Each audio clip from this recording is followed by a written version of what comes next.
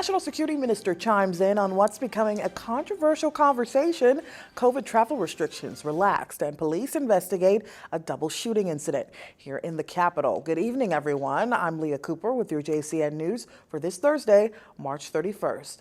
National Security Minister Wayne Munro weighing in on Acting Director of Public Prosecution's comments on following the conviction of a 40-year-old man who was accused of having unlawful sex with a minor.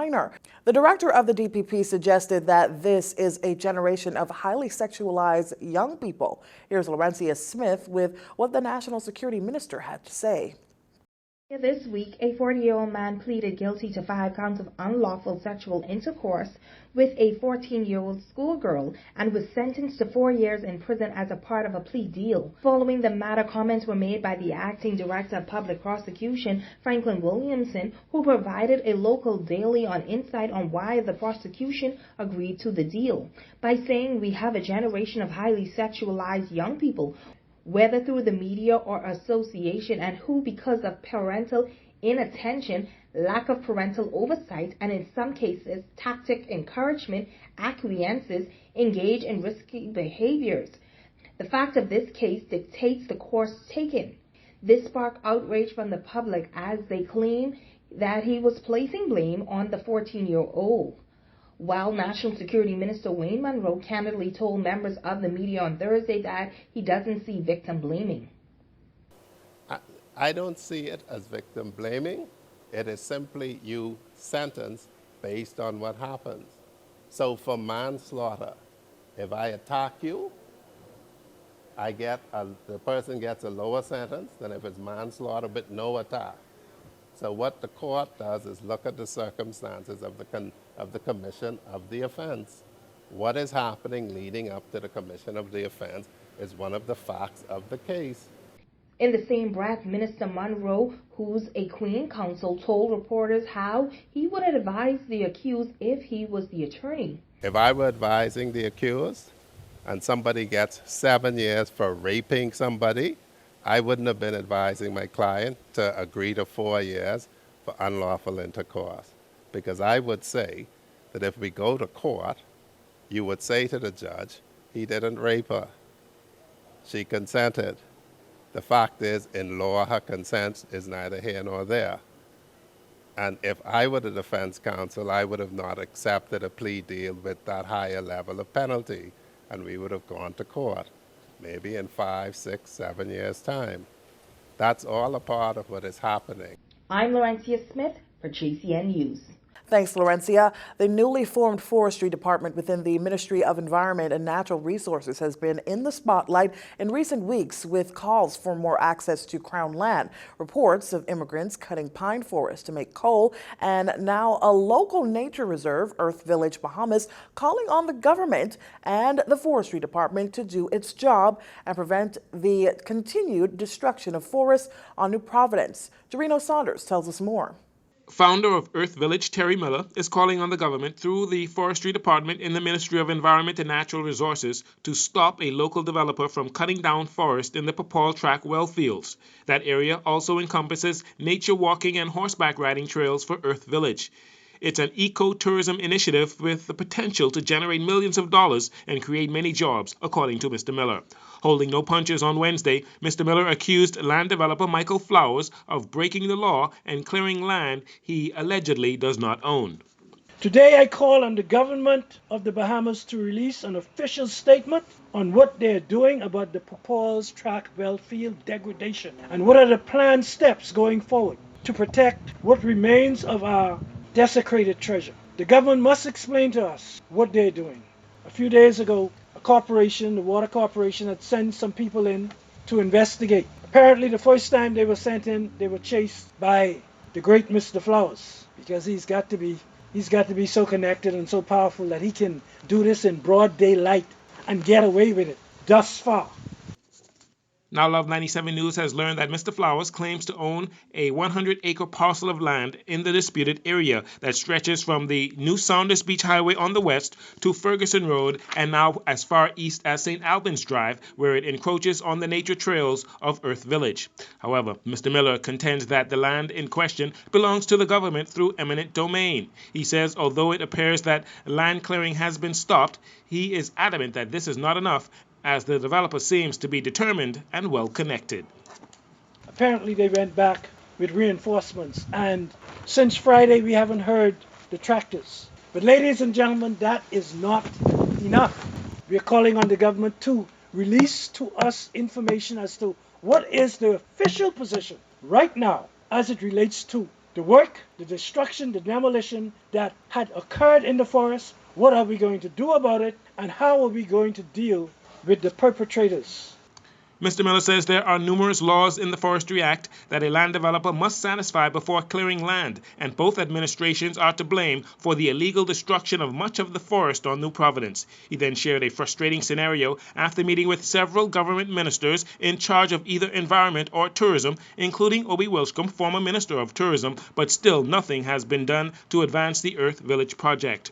Stopping short of describing the government as being hypocritical, he asked if the government is truly committed to environmental protections and the fight against climate change.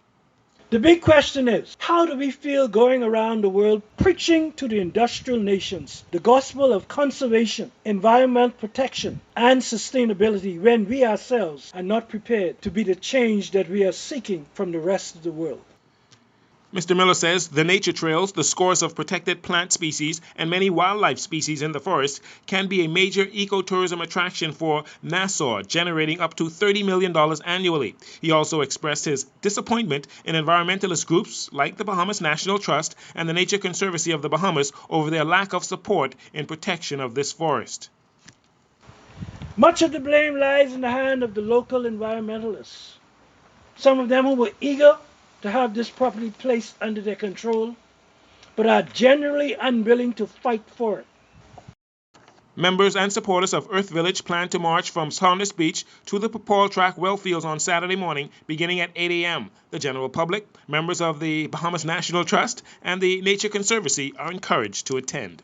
Thanks, Jarino. During Thursday's press briefing at the Office of the Prime Minister, the Minister of Environment and Natural Resources, Von Miller, addressed public concerns over the cutting down of large swathes of Crown land in designated well fields across the Bahamas, particularly in the southwest New Providence area in recent months, and more recently the cutting of forest by a land developer in the Papaul Track well fields east of Saunders Beach Highway, prompting environmentalists to call on the government to put a stop to it and hold the perpetrators accountable. Minister Miller first made the rules clear. With respect to the development of these areas, there's to be no clear cutting of the land as outlined in the Conservation of the Physical Landscape Act. Permission must also be sought from the Forestry Unit to remove protected trees and plants. And finally, the Environmental Planning and Protection Act, it outlines that no work should commence in the Bahamas without first obtaining a certificate of environmental clearance. Individuals found illegally cutting forests containing protected species, even on property they may own, can face fines into the millions or imprisonment. The Ministry of Environment and Natural Resources has come under fire in recent weeks for not doing a better job protecting the forest. Mr. Miller says going forward, the government will pursue perpetrators who cut down forests without permission. I'm inclined to believe that some of the things that some persons are doing, that they're ignorant of the law. In terms of, even if you own the property, even if it is your property, you cannot just cut and clear without a permit. You have to have a permit to do it. That's the law. So, for example, some of the challenges with Papaul Tract is they're saying that it is their private property. Another entity is saying it is eminent domain. Even if it is, you cannot jump on a tractor, get it there, push the property down without a permit. That is illegal. Mr. Miller says officers from the Forestry Department will be more visible and vocal. Daniel Hannock, senior forest officer in the Office of the Forest Unit, explained how the law will be applied and spoke directly to the festering dispute over the recent clearing of forests at the Propal Tract well fields. So according to our records, that is a protected area, and to our records, we have no permits as well. So even that, we're taking note, and our job is to report, to say the amount of resources lost, and then the fact that they are in violation of the fact they don't have a permit, and we are to issue that to the Commissioner of Police and also to the Attorney General's office, who would then proceed with actions. So for the forestry permit, it can be up to 2 years of imprisonment or up to $25,000 fine, or both per tree. Minister Miller and his staff also addressed the cutting of forest to make coal and the cutting of at least 4 acres of forest by Lincoln Bain and his followers several weeks ago and penalties they could face. We'll have more in a later report. As COVID cases continue to trend downward in the Bahamas, with just single-digit numbers being reported in recent days, Press Secretary in the Office of the Prime Minister, Clint Watson, announcing further relaxation for COVID-19 testing travel requirements. He was speaking at OPM's weekly press briefing. There is further relaxation coming of travel requirements for family islands. We're pleased to announce that the Ministry of Health and Wellness will be further relaxing travel restrictions as it relates to COVID testing. By the end of the week, travelers from Grand Bahama won't have to test to travel to New Providence or other family islands. The Ministry of Health and Wellness will, of course, be putting out an official statement detailing the change. By next week, we expect it to happen.